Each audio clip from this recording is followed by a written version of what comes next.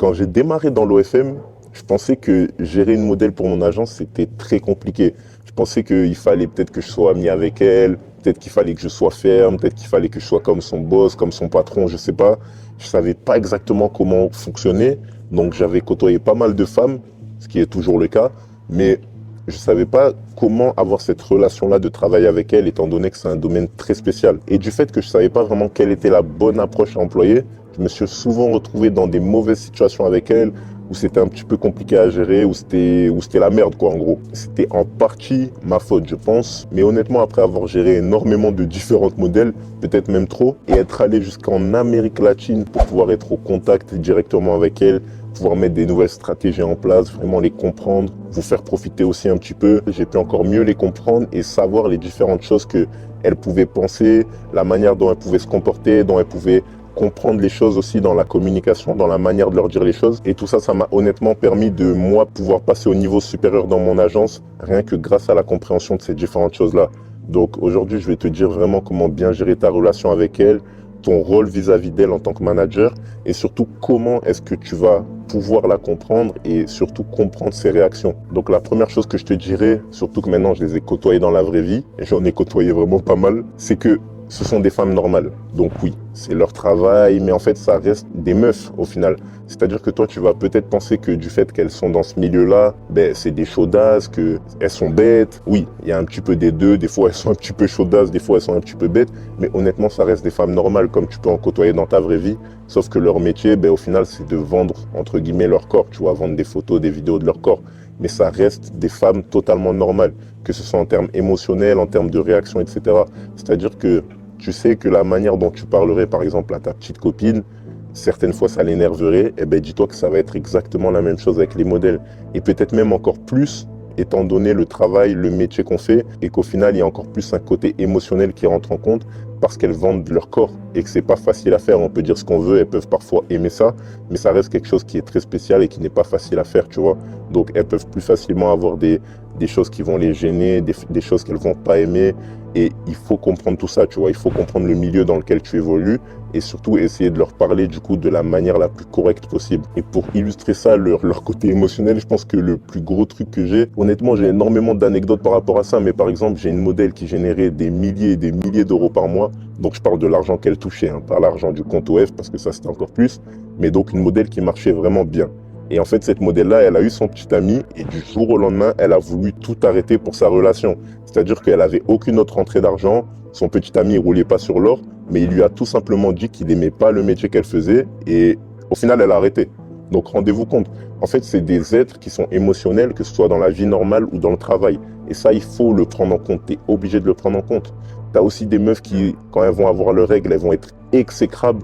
Tu sais que il faut même peut-être essayer de noter, leur demander quand est-ce qu'elles ont leurs règles. Nous, en tout cas, c'est ce qu'on essaye de faire.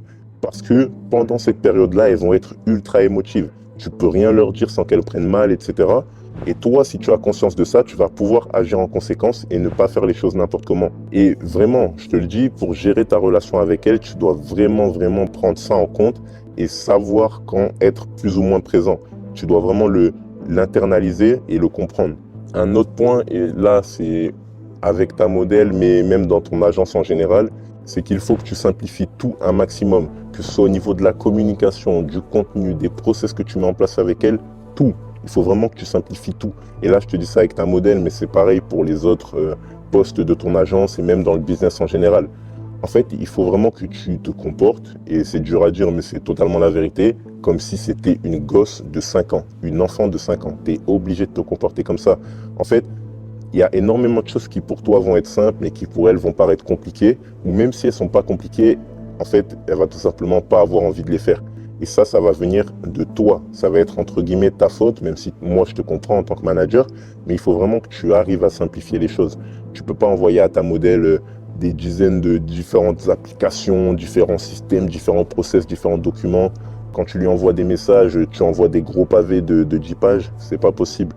Ça va la saouler, elle va rien comprendre et surtout tu vas perdre ton temps parce qu'au final tu vas devoir répéter les choses. Donc simplifie tout un maximum. Tu n'as pas besoin de lui envoyer des pavés. Il faut que tu arrives à être clair sur ce que tu veux, clair sur ce que tu veux lui faire et qu'elle le comprenne le plus rapidement possible. Donc ça sert à rien d'aller trop dans le détail, etc. tu peux tout simplement lui dire ce que tu veux et par la suite améliorer. Dis-toi que si tu vois sur le long terme, tout est un process et qu'au bout d'un moment, elle va comprendre ce qu'elle a à faire et tu n'auras même plus besoin de rien dire. Et pour ça, tu dois vraiment améliorer à chaque fois ce que tu lui demandes. Donc, tu vas lui demander quelque chose, elle va te l'envoyer, tu vas dire corrige ça. Mais tu vas pas dire tout ce qu'il y a à corriger, tu vas dire une chose, puis une autre, puis une autre, puis une autre, et ainsi de suite. On parle de ça dans pas mal d'autres vidéos aussi, donc n'hésite pas à aller regarder les autres vidéos, je pense que ça peut être pas mal pour toi, tu auras énormément de choses à apprendre. Bref, après être venu en Amérique latine pour en savoir plus du coup sur les modèles et pousser la gestion au niveau supérieur, je peux te dire qu'en un sens, l'image qu'on a d'elle, elle va être fausse et elle va être vraie. Mais en fait, tout va dépendre de quel aspect on parle.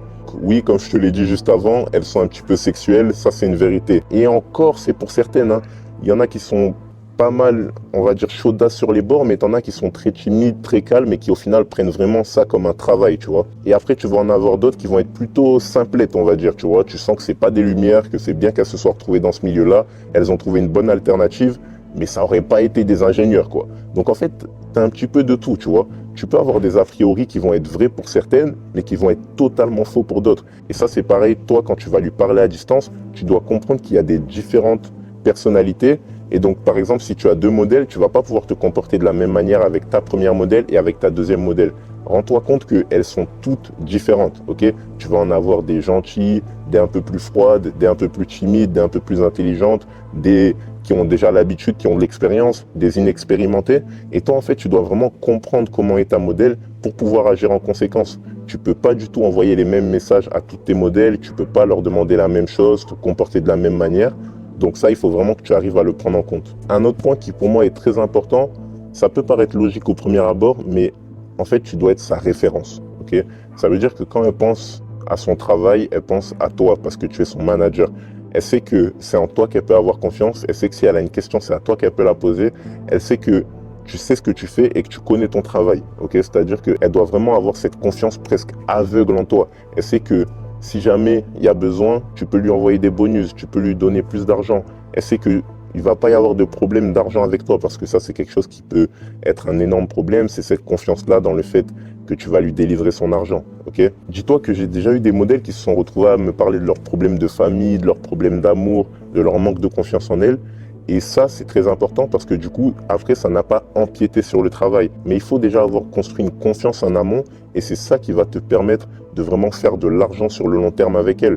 Parce que si jamais il y a peu importe le problème et qu'il y a un manque de confiance, la relation va directement s'arrêter, vous n'allez plus pouvoir travailler et tu auras tout simplement perdu du temps et de l'argent. Donc, il faut vraiment instaurer ce côté-là de confiance, d'autorité, entre guillemets, où elle sait que tu es la référence et que si jamais elle a besoin de quelque chose, elle peut se tourner vers toi.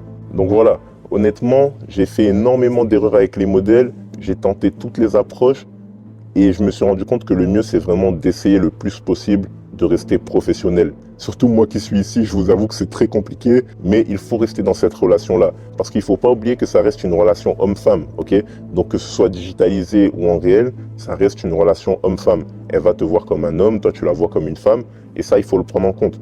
Donc c'est à toi, tu vois, de faire le travail en premier, de vraiment rester dans cette démarche-là professionnelle et de lui montrer que vous n'êtes pas des amis non plus, mais qu'elle peut avoir confiance en toi, tu vois, comme je te l'ai expliqué. Ça veut dire que tu vas lui parler en tant que personne de confiance, tu vas lui montrer que tu la comprends, etc. Et que quand vous parlez de travail, ben, tu sais ce que tu fais et tu sais quoi lui dire de faire. Mais d'un autre côté, il faut que tu ne passes pas non plus dans ce côté amical-là, où en fait, après, elle va se permettre énormément de choses. J'ai eu des modèles qui ont déjà commencé à mal parler, tout simplement parce que j'avais instauré une sorte de relation tranquille, d'amitié. Ben, elles prennent la confiance. Et ça, tu peux pas te le permettre parce qu'après, tu perds forcément de l'argent et c'est mauvais pour le business. Une autre erreur que j'ai fait au tout début, c'est que je pensais que les modèles, elles étaient comme moi, c'est-à-dire ambitieuses, qu'elles voulaient vraiment faire de l'argent, qu'elles étaient prêtes à tout pour y arriver, qu'elles étaient entrepreneuses, mais pas du tout. Honnêtement, c'est pas du tout le cas, rien à voir. Donc, rends-toi bien compte que la modèle, elle n'est pas comme toi. Tu dois comprendre qu'elle n'est pas aussi motivée que toi. Elle veut pas faire autant d'argent que toi. Elle veut peut-être son petit salaire, elle veut son petit pourcentage, mais elle veut pas aller plus haut que ça. Donc, comporte-toi en conséquence. Ne te comporte pas comme si elle avait les mêmes objectifs que toi. Pas du tout, ça c'est impossible. Il y en a beaucoup qui peuvent négliger ça, mais il faut vraiment en avoir conscience parce que sinon, tu es voué à l'échec avec ta modèle. Et je reviens sur un point, tu vois, je te parlais de la relation, que ce soit amicale, professionnelle, etc. Moi, je sais qu'à mes débuts, dis-toi que j'avais une modèle que je connaissais bien dans la vraie vie, c'était désastreux. Je te le dis directement, c'était un désastre parce qu'en fait, je pouvais pas avoir cette autorité-là sur elle vraiment du fait qu'on se connaissait dans la vraie vie et que de base, la relation n'était pas comme ça du tout. Donc ça, c'est pas quelque chose que je recommande du tout. Tout dépendra de la relation que tu as avec cette personne, tu vois, avec la modèle en question. Mais je pense que c'est pas bon parce qu'en fait, quand ça démarre sur de mauvaises fondations, c'est trop compliqué par la suite de relever la relation. C'est trop compliqué de rendre la chose professionnelle alors que c'était amical ou alors que tu avais des relations au lit avec elle, tu vois. Donc ouais, non, je recommande pas du tout ça. Et c'était une petite parenthèse, mais je pense que c'est important de le savoir. Il y a beaucoup de gens qui disent oui, peut-être avec une femme que tu as déjà côtoyée, etc., ça peut être bien de te lancer et tout. Moi, honnêtement, je ne vais pas le recommander parce que je pense que sur le long terme, ça devient très compliqué. Pour pouvoir correctement gérer ta modèle et réussir par la suite, il faut qu'il y ait des bonnes bases au démarrage, qu'elle voit que tu sais de quoi tu parles, qu'elle voit que tu n'es pas son ami, que tu es professionnel. Et c'est ça qui va faire que vous allez pouvoir vraiment avancer ensemble. Donc ouais, gérer une modèle, honnêtement, c'est pas facile au début. Surtout si tu comprends pas les différentes mécaniques, les différentes étapes psychologiques et que tu la traites pas comme si c'était une femme normale au final.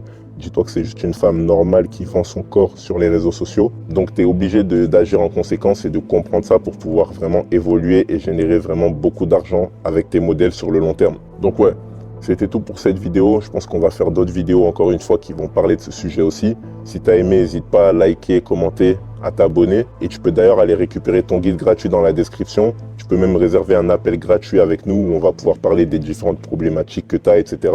Et potentiellement te faire rejoindre notre programme VIP. Donc c'est tout pour cette vidéo. Ciao, ciao.